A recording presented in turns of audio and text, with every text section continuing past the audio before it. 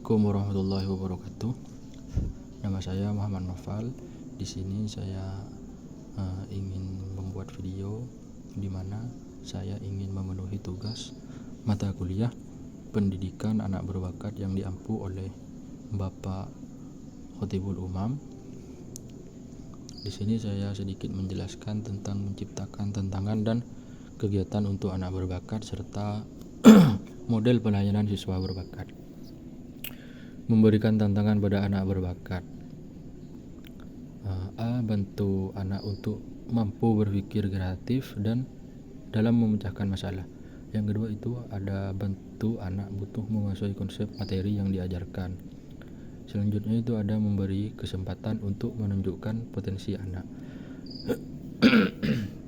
Menurut traveler yang bisa dilakukan oleh orang tua dan guru, yang pertama itu ada basic tool, di mana terdiri dari 3. Yang pertama itu ajarkan anak untuk berpikir divergen dan kreatif dalam problem solving. Yang kedua itu ada mengembangkan kelancaran dan kelenturan berpikir. Selanjutnya itu ada anak bersedia untuk mengungkapkan hasil pemikiran kepada orang lain. Nah, menurut traveler yang kedua itu ada practice with process. Yang pertama itu memberi kesempatan anak untuk melakukan tahap pada situasi yang nyata. Yang kedua itu proses kognisi dan efeksi pada tahap 1 dikembangkan. Yang ketiga kognisi, penerapan, analisis, sintesis, penilaian. Yang keempat afektif, terbuka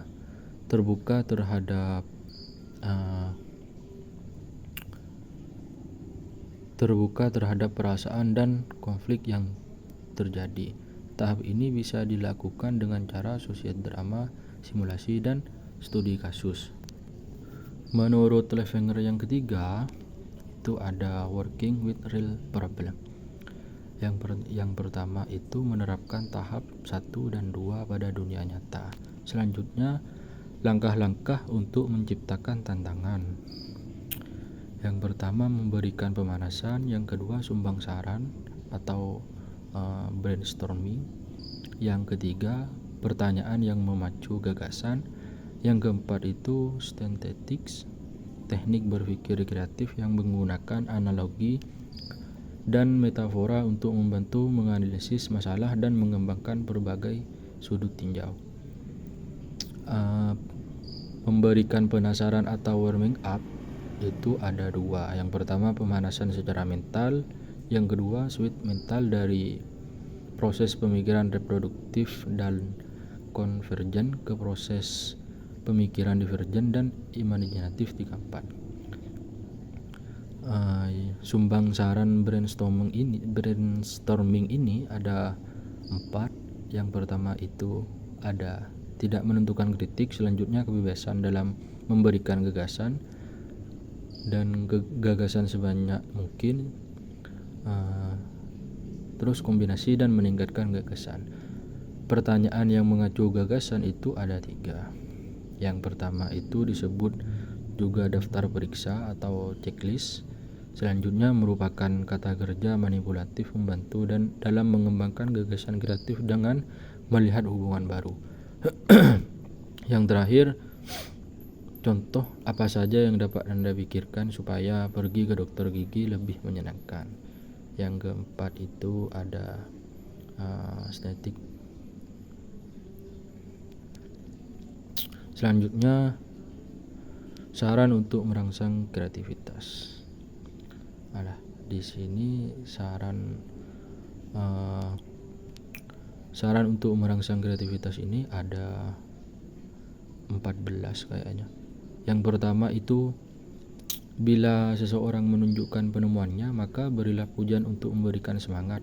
Orang tua yang melihat kreasi anaknya janganlah menertawakan supaya anak tidak jera. Selanjutnya latihlah anak untuk merencanakan aktivitas keluarga. Inisiatif anak harus dihargai supaya ada rasa jati diri yang positif. Selanjutnya anak diberikan ruang khusus untuk bereksperimen dan dibuat kondusif agar bersikap positif terhadap lingkungannya. Yang keempat itu ada anak sebaiknya bila bereksperimen supaya dilatih tidak putus asa jika ada kegagalan dan diberi semangat terus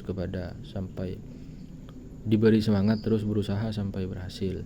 Hendaknya jangan terlalu bersifat protektif dan biarkan anak belajar menghadapi semua kesukaran supaya dalam hidupnya kelak menjadi ulet dan tahan banting. Guru membiasakan anak menghadapi tantangan dan rangsangannya supaya kreatif dan jangan terlalu menuntut dan tidak memaksa. Yang keenam itu, murid jangan dimanjakan dan guru harus bersikap keras tetapi bermaksud baik. Anak-anak dilatih agar berani mengambil risiko dan tidak mudah frustasi. Yang ketujuh, anak dilatih untuk berpikir kreatif, misalnya bagaimana caranya bila tersesat di pasar malam dan kemana harus minta pertolongan. Yang kedelapan, anak didorong untuk membuat eksperimen, misalnya menanam biji kacang di pot yang diletakkan di ambang jendela, dan juga didorong untuk mempelajari konsep baru. Selain itu diberi informasi mengenai hal baru. Yang kesembilan, anak yang sedang asik pekerjaannya janganlah diganggu karena konsentrasinya akan buyar dan pekerjaannya tidak akan sempurna hasilnya atau gagal.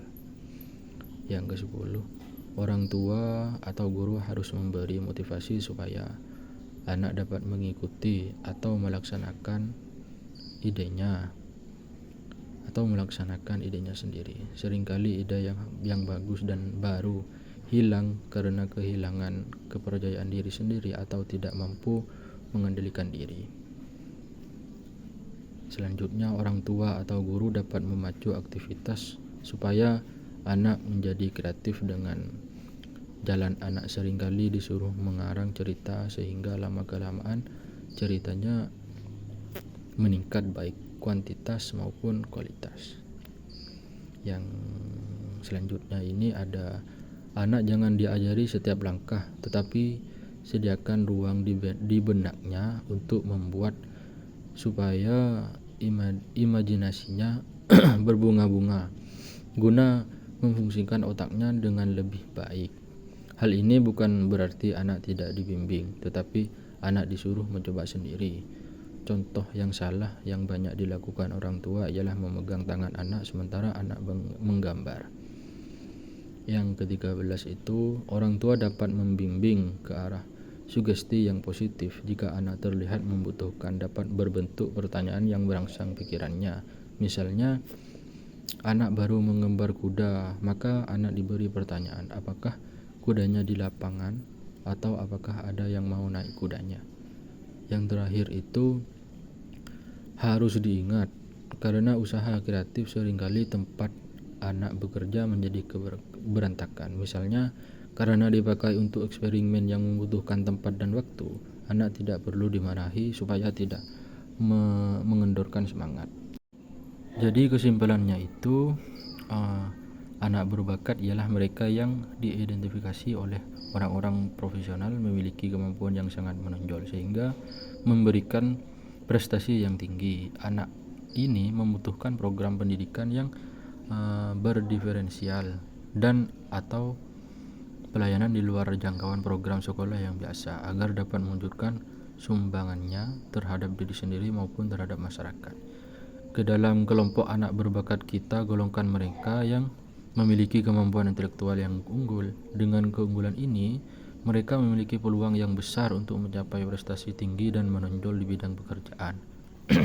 Nah, untuk keberhasilan tersebut ditentukan oleh kemampuan intelektualnya, sehingga kemampuan yang dimilikinya dan tingkat keterampilan yang dikuasainya untuk menerapkan pengetahuan yang dimilikinya itu di dalam bidang pekerjaan. Pengertian keterbakatan ini telah demikian berkembang dan kriterianya sudah lebih multimediasional daripada sekolah intelijensi. Anak berbakat memiliki karakteristik berbeda dan dalam belajarnya bila dibandingkan dengan anak-anak normal. Di antaranya mereka cenderung memiliki kelebihan menonjol dalam kosakata dan menggunakan secara luas, memiliki informasi yang kaya, cepat dalam menguasai bahan pelajaran, cepat dalam memahami hubungan antar fakta, mudah memahami dalil-dalil dan formal, tajam kemampuan analisisnya. Mungkin itu saja yang dapat saya sampaikan, kurang lebihnya mohon maaf. Wabillahi taufiq wal hidayah. Wassalamualaikum warahmatullahi wabarakatuh.